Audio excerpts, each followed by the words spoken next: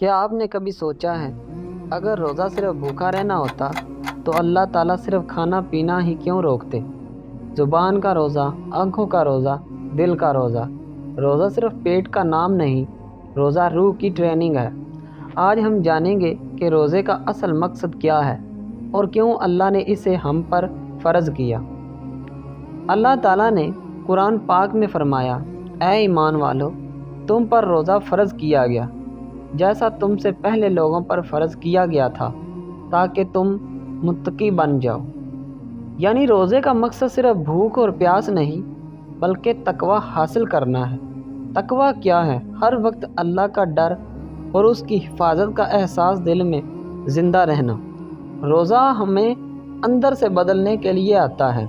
جب انسان بھوکا ہوتا ہے تو اسے اپنی کمزوری کا احساس ہوتا ہے۔ روزہ ہمیں سکھاتا ہے کہ ہم اپنی خواہشات کے غلام نہیں۔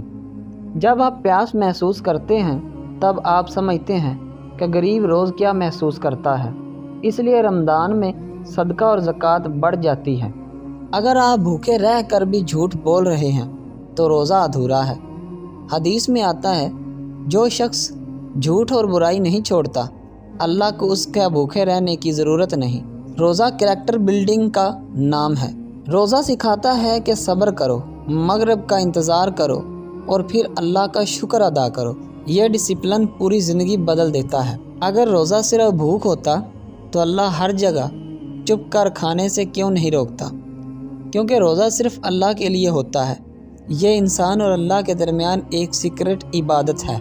رمضان ایک ٹریننگ کیمپ ہے، 30 دن کی پریکٹس تاکہ باقی 11 مہینے بھی انسان سدھرا رہے۔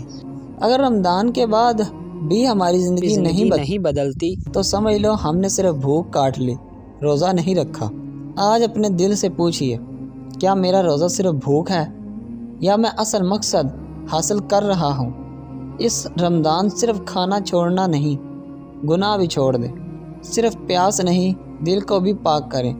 روزہ اللہ کا تحفہ ہے، اسے صرف روٹین نہ بنائیں، ریولیوشن بنائیں۔ اگر آپ چاہتے ہیں کہ ڈے 3 کا ٹاپک مس نہ ہو تو چینل کو سبسکرائب کریں اور کمنٹ میں لکھیں، میں صرف بھوکا نہیں، متقی بننا چاہتا ہوں۔